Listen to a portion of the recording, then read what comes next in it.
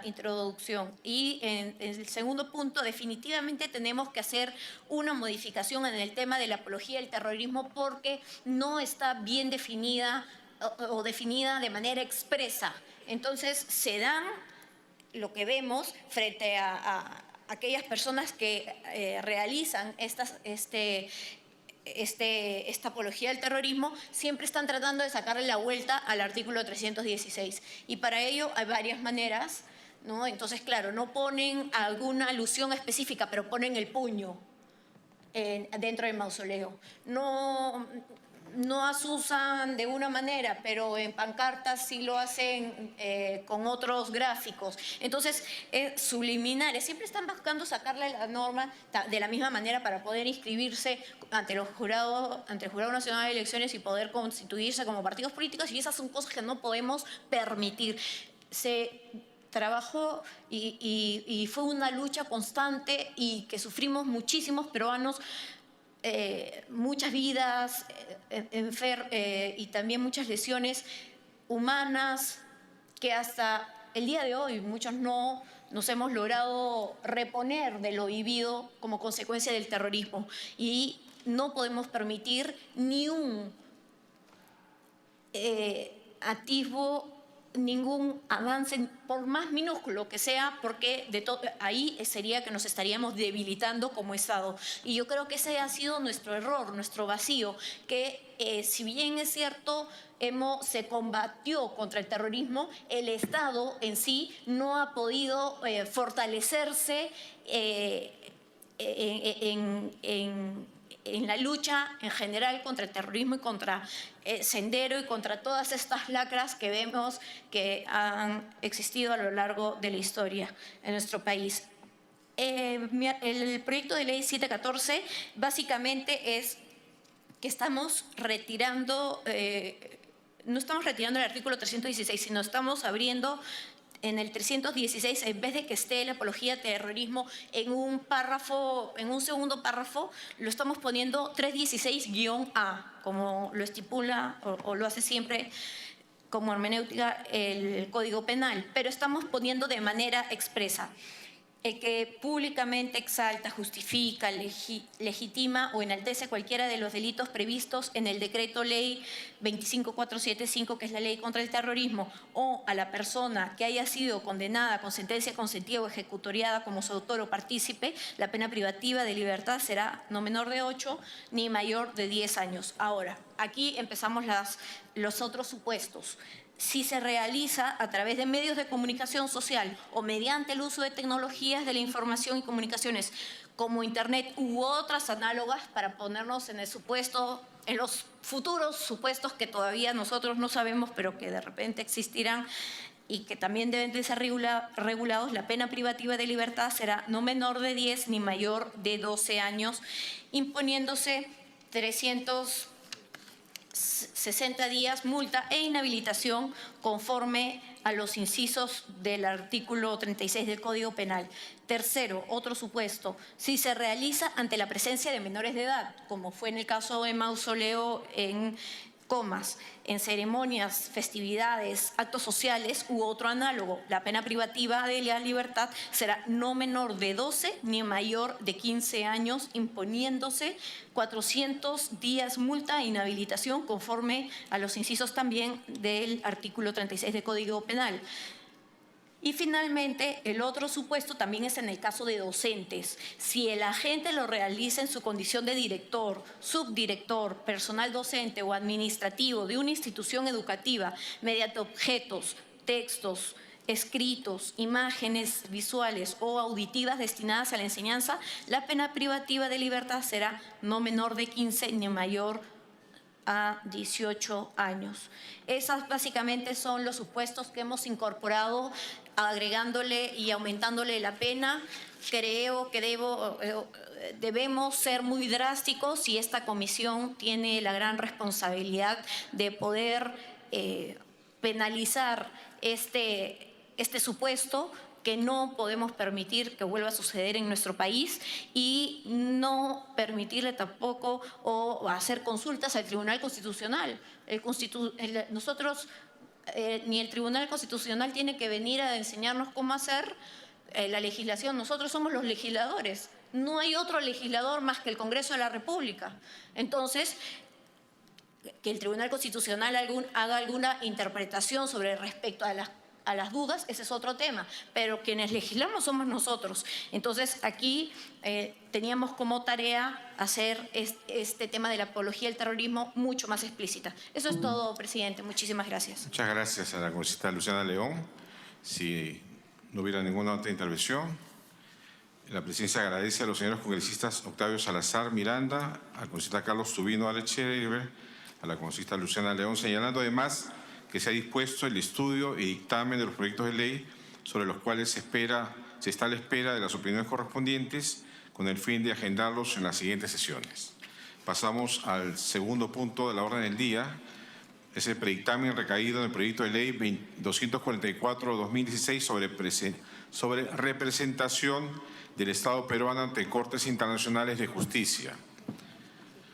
Señores congresistas, la presidencia pone a debate el predictamen recaído en el proyecto de ley 0244/2016 presentada por el Grupo Parlamentario Fuerza Popular, mediante el cual se propone una ley que establece las formalidades y requisitos a cumplir por los candidatos a magistrados de tribunales internacionales y organismos que imparten justicia supranacional. Esta propuesta busca establecer las formalidades de selección y requisitos que deben cumplir los candidatos propuestos por el Estado peruano para el cargo de magistrado de tribunales internacionales y organismos que imparten justicia supranacional a los que el Estado peruano se encuentra adscrito. El proyecto de ley establece las condiciones requeridas para la designación de los magistrados para los tribunales u organismos que imparten justicia supranacional, lo cual se encuentra regulado, pero de manera general y uniforme a nivel de los convenios internacionales, tratados y o convenios que el Perú ha suscrito. El proyecto se sustenta en la normativa internacional referido o referida a los requisitos para el ejercicio del cargo de magistrado de los órganos jurisdiccionales supranacionales, los cuales deben ser iguales a las condiciones requeridas para el ejercicio de las más altas y elevadas funciones judiciales conforme a la ley del país. En este sentido, se acoge para el presente proyecto las condiciones fijadas en nuestro ordenamiento jurídico interno para ser elegido magistrado de la Corte Suprema de la República, extensibles a la elección de otros altos cargos en el Ministerio Público o Tribunal Constitucional previsto en el artículo 147 de la Constitución Política del Perú. Para sustentar la presente propuesta, la Comisión tomó como base el informe de opinión favorable remitido por Ministerio de Relaciones Exteriores y por el doctor Mario Castillo Freire, miembro del Consejo Consultivo. La propuesta legislativa bajo estudio tiene sustento constitucional, toda vez que, tal como se ha señalado anteriormente, se han considerado los mismos requisitos que deben cumplir los candidatos para el desempeño de cargo de juez supremo para los candidatos a magistrado en los tribunales de justicia internacional, Constitución Política, artículo 147. Por tanto, se establece que el Poder Ejecutivo realiza el proceso de selección y propuesta de candidatos para integrar tribunales internacionales u organismos que imparten justicia supranacional a través del Ministerio de Relaciones Exteriores. La propuesta de candidatos a cargos de magistrados ante las Cortes Internacionales u organismos internacionales que imparten justicia supranacional se efectuarán en tanto dichos representantes, sin perjuicio de lo previsto en cada uno de los tratados celebrados y en los estatutos del respectivo Tribunal Internacional, cumplan con los siguientes requisitos. Número 1, ser ciudadano en ejercicio. Número 2, ser mayor de 45 años. Número 3, haber sido magistrado de la Corte Superior o fiscal superior durante 10 años o haber ejercido la abogacía o la cátedra universitaria en materia jurídica durante 15 años.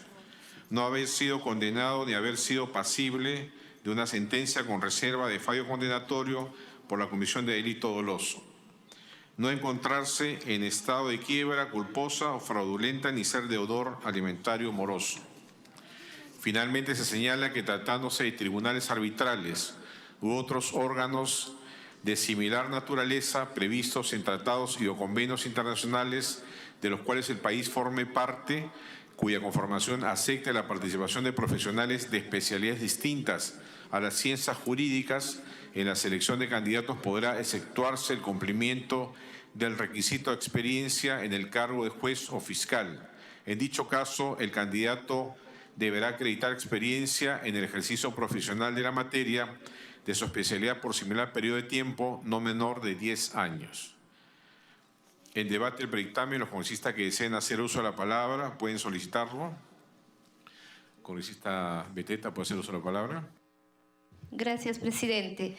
Presidente, sí, efectivamente ya este proyecto ha sido debatido anteriormente, solamente para que pueda agregarse en el artículo 3, respecto a los requisitos, en el artículo 3, en el punto 3, donde dice haber sido magistrado de la Corte Superior o fiscal superior durante 10 años o haber ejercido la abogacía o la cátedra universitaria en materia jurídica durante 15 años. Creo que sería importante que tendrían que tratarse de magistrados titulares, tanto para los del Poder Judicial de la Corte Superior como también para lo que es el cargo de fiscal superior, que sean titulares, porque al ser titulares ya ellos ya han participado de un concurso, entonces estamos hablando de profesionales que sí ya están con el cargo de titular, que son de carrera, ¿no? Solamente sería eso que pediría que se puede agregar y con ello, presidente, estaría mi opinión en este aspecto. Gracias, congresista Beteta.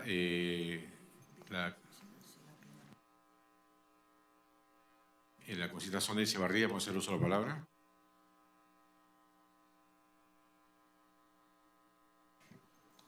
Presidente, un alcance también dentro del artículo 3, punto 3, yo pediría que se añada haber sido magistrado de la Corte Superior o fiscal superior durante 10 años o haber ejercido la abogacía o la cátedra universitaria en materia jurídica durante 15 años, y que se le agregue y acreditar estudios o experiencia laboral en Derecho Internacional Humanitario y las normas de derechos humanos. Es lo que pediría que le agreguen. Y en el artículo 4, en el caso de la selección de candidatos para tribunales arbitrales, en la parte pertinente dice: en dicho caso el candidato deberá acreditar haber concluido satisfactoriamente estudios en maestría y luego lo consiguiente, experiencia en el ejercicio profesional en materia. Es lo que yo pediría que se incluya. Gracias, congresista. Estamos tomando nota. Al final vamos a dar respuesta a todas las. La congresista Glave solicita el uso de la palabra.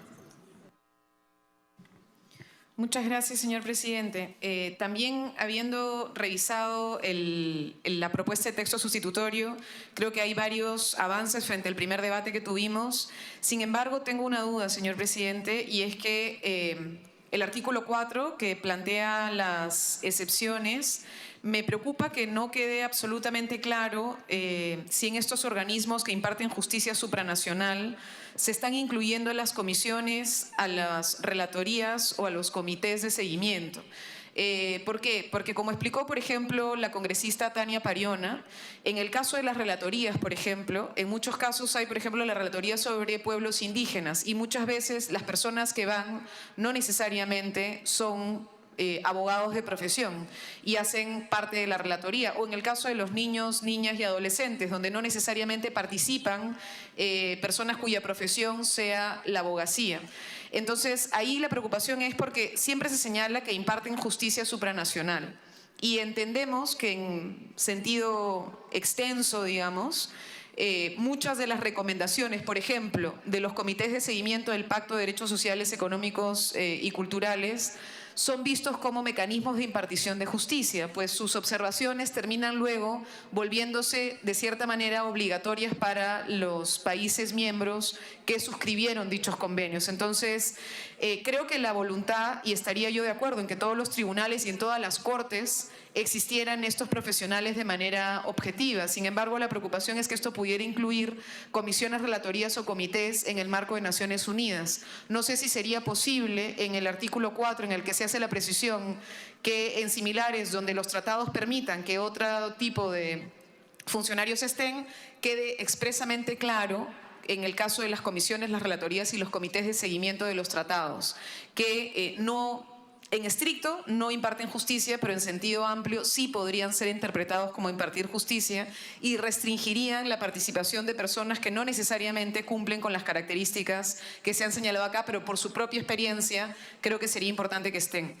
Luego, sobre lo que se ha señalado frente al inciso 3 del artículo 3 de los requisitos que deben cumplir los candidatos a magistrados propuestos por parte del Estado, tengo una preocupación sobre el tema de la titularidad, señor presidente, y tiene que ver con que en realidad tenemos muchos que han sido provisionales. Yo estoy de acuerdo en que tendríamos que tender a la titularidad. Sin embargo, somos un país que históricamente ha mantenido y mantiene a muchos profesionales en el ejercicio de manera provisional. Y creo que no es culpa de los magistrados, muchas veces es del propio sistema, ¿no? Entonces, no sé si tal vez pudiera señalarse que en caso de ser no titulares, sino de ser provisionales, se le pida una cantidad de años mayor, tal vez, ver algún mecanismo que no excluya necesariamente a algunos profesionales que podrían cumplir con el perfil, poniendo... ¿Me pide una interrupción el congresista Lapa? Congresista Lapa, puede hacer uso de la Señor interrupción. presidente, hace rato levantaba la mano, pero parece que no me ve. Solamente para señalar, ¿no?, en esa misma que explicaba la colega Marisa Clave, en el sentido de que tenemos que ser coherentes en señalar a la norma. Lo que planteaba la colega Beteta dice que tiene que ser, ¿no?, magistrados superiores de Corte Superior, Fiscalía Superior, titulares. Pero si también seguimos leyendo, pedimos también como requisito ejercicio de abogacía por término de 15 años, ¿no?, ejercicio de experiencia. Entonces, yo creo que no habría coherencia ahí. Si yo tengo 15 años de ejercicio de abogacía, tengo derecho a participar. ¿Y cómo vamos a limitar a los jueces también que ejercen la judicatura de manera provisional hasta más de 15 años? Hay un juez con 20 años, ¿no? Entonces, creo que es ponerle límite en ese sentido, ¿no? Entonces, yo creo que yo estoy con una posición, creo que como está el texto, está bien en ese sentido, no salvo mejor parecer, de repente, ¿no?, de repente algún aporte más, pero tiene que ser coherencia la norma que tiene que expedirse, ¿no? Gracias, congresista Lapa. Estaba ya en la lista usted, habíamos tomado nota de su pedido. La congresista Clave puede continuar. Muchas gracias, señor presidente. Y luego hay una sugerencia que se incluye que tengan conocimientos en derechos humanos y en derecho internacional humanitario. Yo estoy de acuerdo en general, señor presidente, en este punto. Sin embargo, me preocupa en las cortes que tienen que ver con comercio, en los cuales también se imparte justicia, y ahí creo que habría que ver tal vez precisar que en los que son materia de esto se incluya que tengan estudios en derechos humanos y en derecho internacional humanitario. Yo estaría totalmente de acuerdo, pero como se dice de manera genérica en los tribunales y o organismos que imparten justicia, nosotros también tenemos en el marco de nuestros tratados de libre comercio un conjunto de organismos supranacionales que terminan impartiendo justicia sobre materias comerciales, y entonces en ese punto creo que sería importante más bien que nosotros reconociéramos que ahí se necesita algún otro tipo de expertise, señor presidente. Pero en los otros, en los que sí tienen que ver precisamente con derechos humanos, creo que la congresista tiene toda la razón en que debemos pedir que además de los años de ejercicio profesional tengan expertise y especialización en la materia. Gracias, congresista. La congresista Beteta puede hacer uso. Sí, para hacer una precisión. Marisa, puede hacer uso. En el caso del colega que hizo la observación en el sentido de que que también deberían participar los fiscales no titulares o jueces superiores no titulares, tiene que entenderse que podrían postular como abogados. Esa es una precisión. Y segundo, en el punto 4 se está señalando no haber sido condenado por delito. No haber sido condenado, dice, ni haber sido pasible de una sentencia con reserva de fallo, pero no se precisa si es por delito doloso, culposo o por ambos. Y otra observación adicional también al proyecto es en el 5, que dice no encontrarse en estado de quiebra culposa o fraudulenta ni ser deudor alimentario moroso. Pero debería agregarse ni ser tampoco deudor del Estado, que creo que es un punto importante, porque los magistrados, si ostentan ese cargo, no tendrían que tener ningún tipo de deuda con el Estado. Bien, gracias. Congresista Beteta, que desea hacer una palabra. Gracias, presidente. Solamente para poder aclarar la preocupación que han mostrado algunos colegas. Ya la congresista Maritza ha señalado que efectivamente no tendría sentido de poner la suplencia porque aquel magistrado que no es titular tiene la opción de que también se podrían presentar como abogado, ¿no? Que hayan tenido más de 15 años de experiencia. Y de la misma forma es importante también señalar, cuando ya la congresista Maritza dice que podríamos agregar que pueda tener alguna deuda con el Estado porque por una indemnización o reparación, ya no tendría sentido porque aquí en el punto 4 dice no haber sido condenado ni haber sido pasible de una sentencia con reserva de fallo condenatorio por la comisión de delito doloso. Solamente puede haber una deuda impuesta por el Estado siempre y cuando hubiera contado con una sentencia, ¿no? Y el pago de reparación que es a favor del Estado. Entonces, ya poniendo este punto 4, creo estaríamos poniendo en salvedad. La preocupación de la congresista Marisa Glave, creo ya absuelve en el artículo 4 cuando dice de la selección de los candidatos para tribunales arbitrales y otros órganos de justicia supranacional de naturaleza similar.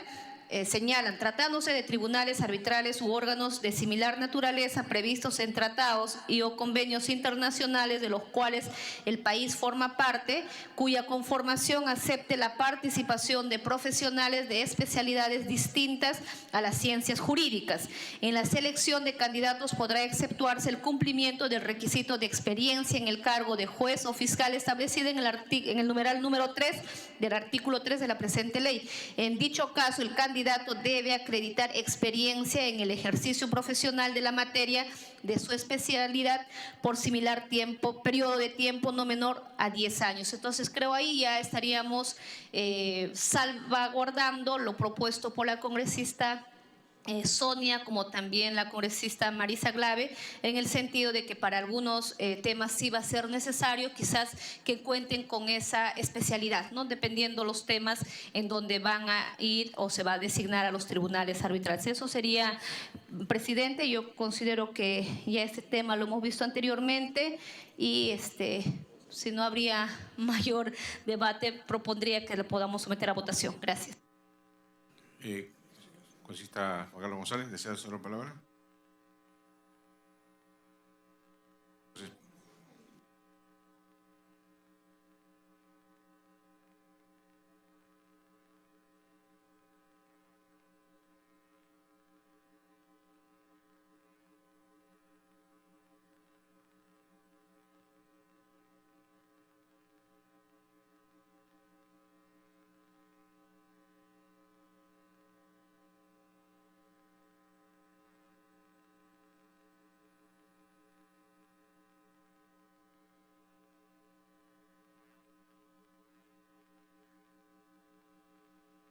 Civil con una pena, pero en deuda con los municipios. Ya. Deudas.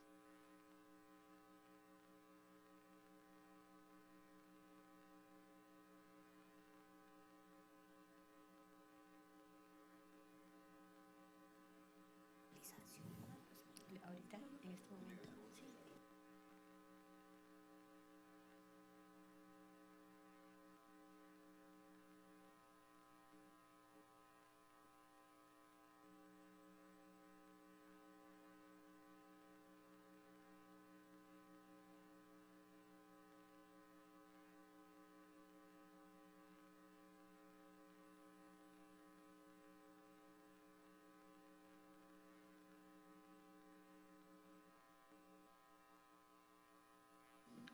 La congresista Karina Beteta retira la observación que hizo respecto a la titularidad de los postulantes, ¿no? Va a quedar como está el texto.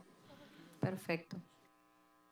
Respecto al artículo 4, la opinión de Secretaría es que no resulta pertinente acoger la propuesta de la Comisión Glave, toda vez que las comisiones y relatorías no imparten justicia, solo dan recomendaciones, por lo tanto no resulta pertinente. Sobre el artículo 3, no resulta pertinente porque estos requisitos son para candidatos que integrarán tribunales que pueden ser de comercio o que no tengan que ver con los derechos humanos directamente. Habiéndose agotado el debate del dictamen, se somete a votación. Los señores congresistas que estén a favor, si no, levantar la mano. Sí. Sí, congresista Beteta, Sonia Echevarría, Marisa García, Juan Carlos González, Percy Alcalá. Los congresistas que están en contra. Abstenciones. Congresista Glave, Lapa y congresista Rosas se abstienen. Muchas gracias. Se aprueba por mayoría. Ya, no habiendo... Se levanta...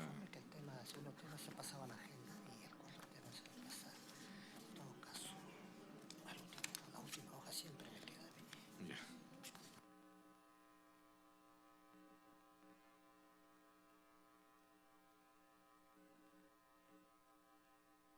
Bien, por lo tanto, no habiendo más asuntos en la agenda, con el quórum reglamentario se solicita la dispensa del trámite de aprobación del acta para proceder a tramitar los acuerdos adoptados en la presente sesión. Pasamos a votación. Los congresistas que estén de a favor. Ha sido aprobada la dispensa del trámite de aprobación. Aprobada por mayoría, siendo las 4:55 horas. Se levanta la sesión. Muchas gracias, señores congresistas.